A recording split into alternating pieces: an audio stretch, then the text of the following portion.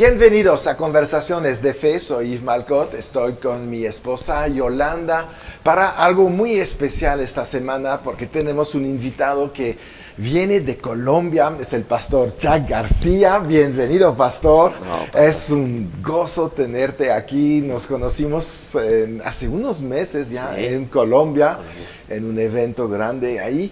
Y pues hablamos de muchas cosas y nos interesó muchísimo tu ministerio. Y Amén. Vamos a hablar hoy de iglesia emergente.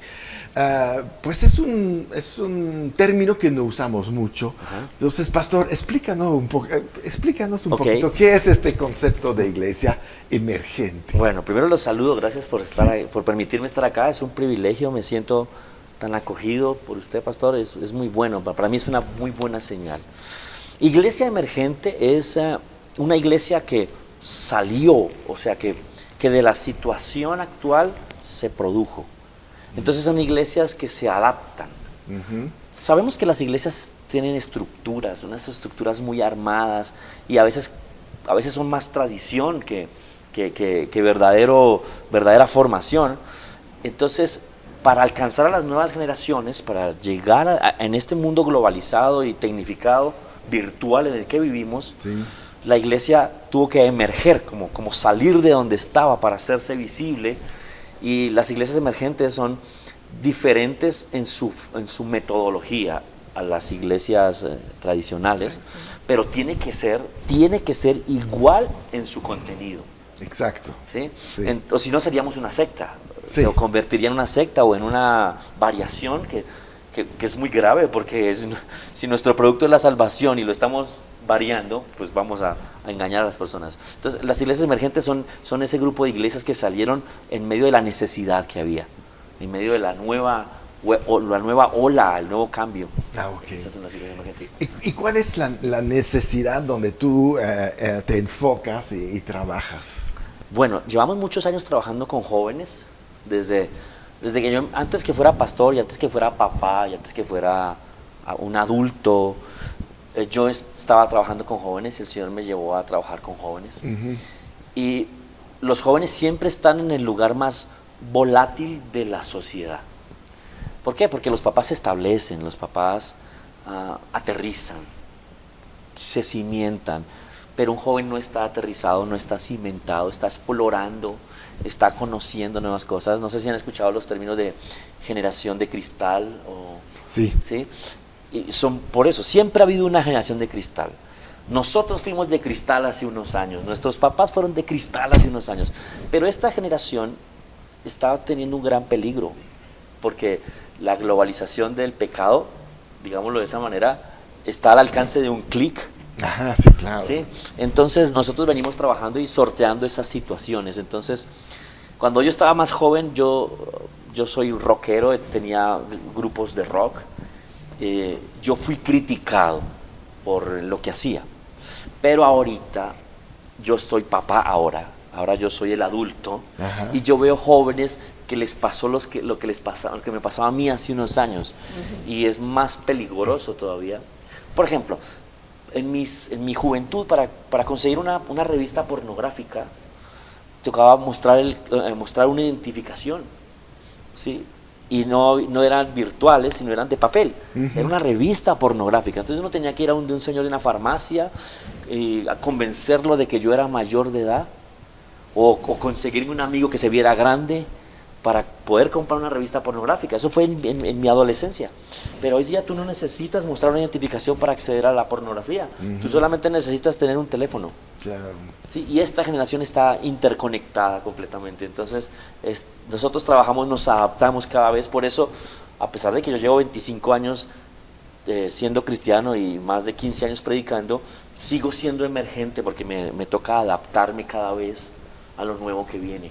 Podría yo ser una iglesia tradicional, nosotros, Folk Ministries, podría ser una iglesia tradicional, pero como nos ha tocado adaptarnos cada vez, seguimos siendo emergentes. Claro, claro, claro.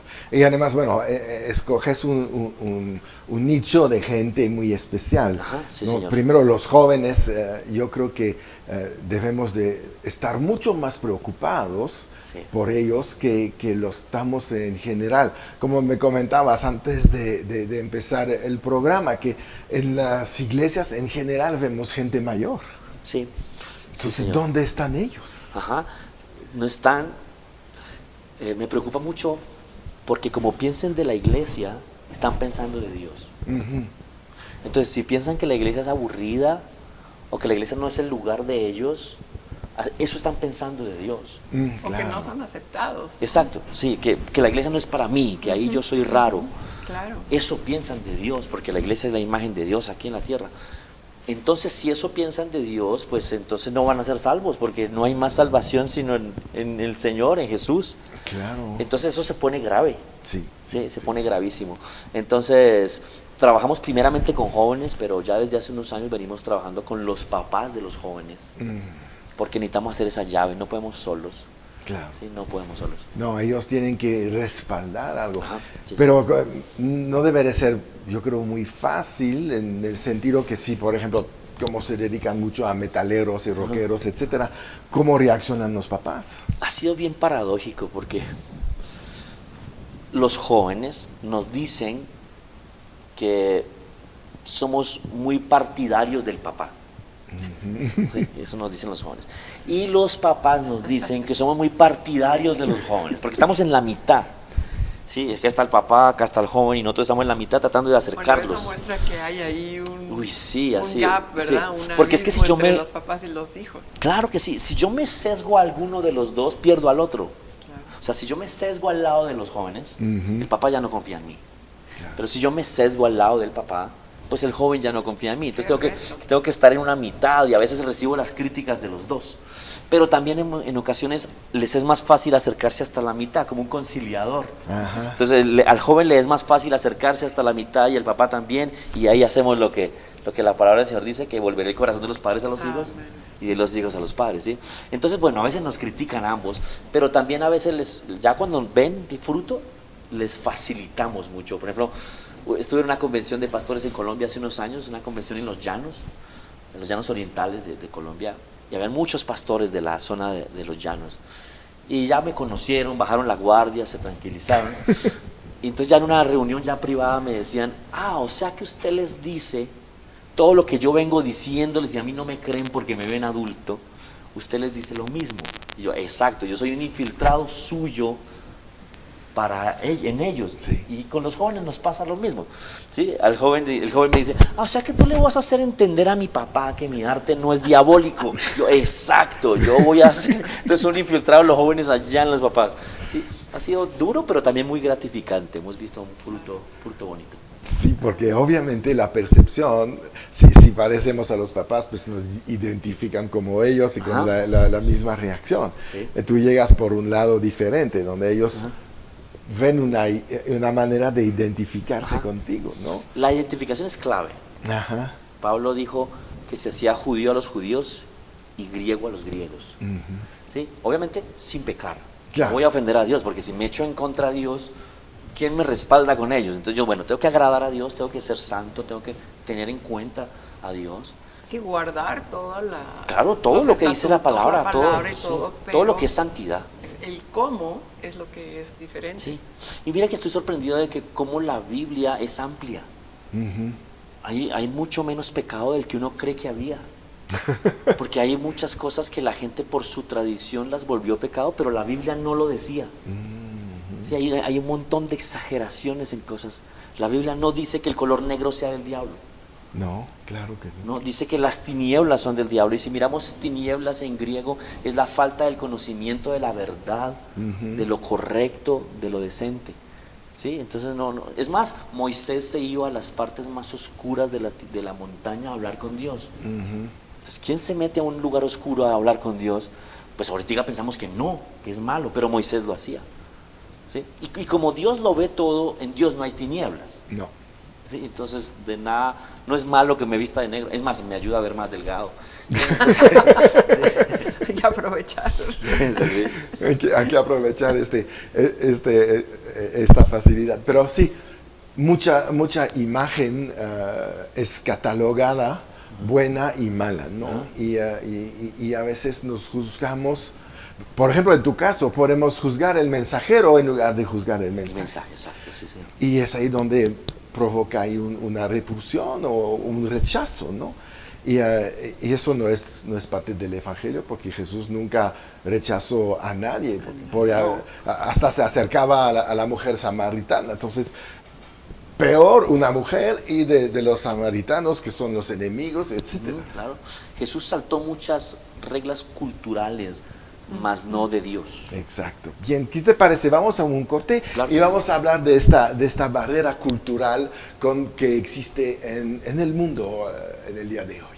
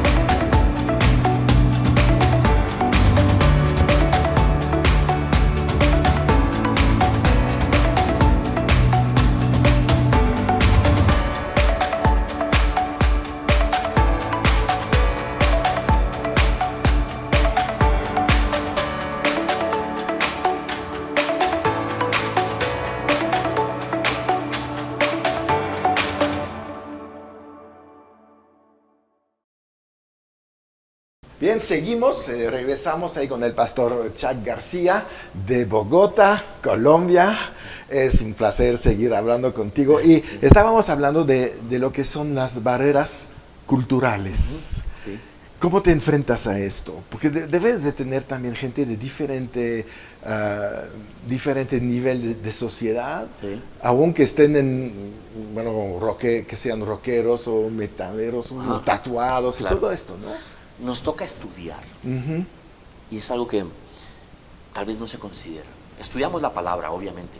Debemos conocer la palabra, porque a la final de cuentas lo que voy a poner en el corazón de una persona nueva es el mensaje de Jesús. Claro. Pero necesito conocer el lenguaje en el que me va a oír mejor. ¿Sí?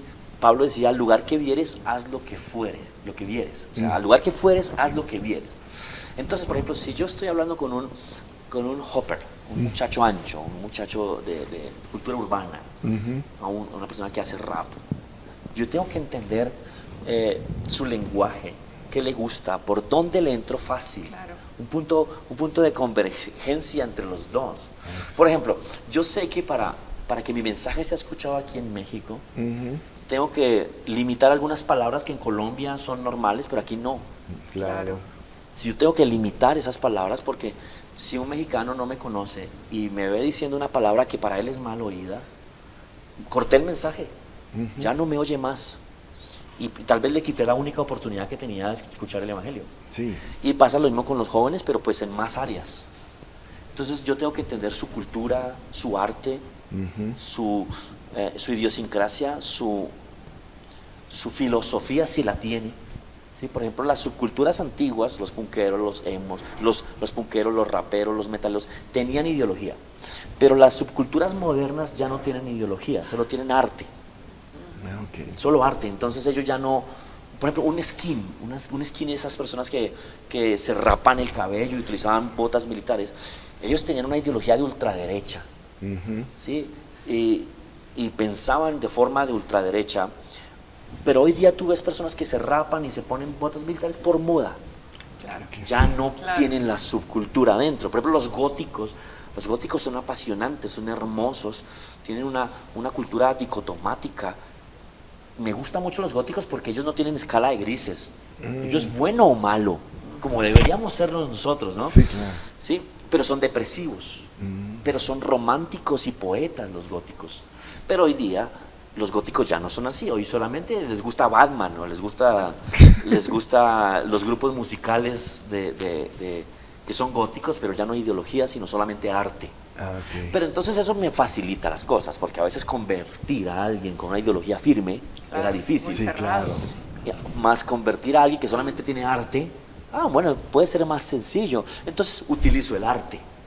Sí, nosotros preparamos el evangelio en las distintas expresiones artísticas que necesitan ser oído. El mismo evangelio.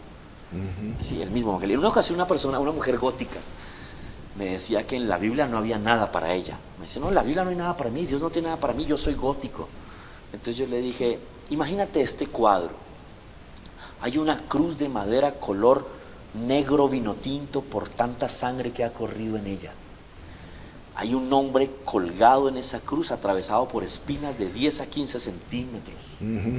Por su piel blanca corre una sangre carmesí que cae sobre unas rocas blancas calizas. ¿Qué más gótico que eso?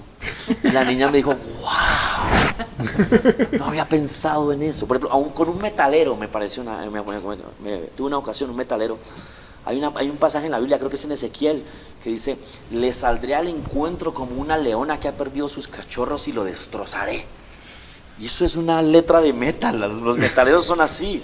¿Sí? Entonces hay mucho arte en Dios. Dios es la fuente del arte, como para que un joven piense que Dios es aburrido.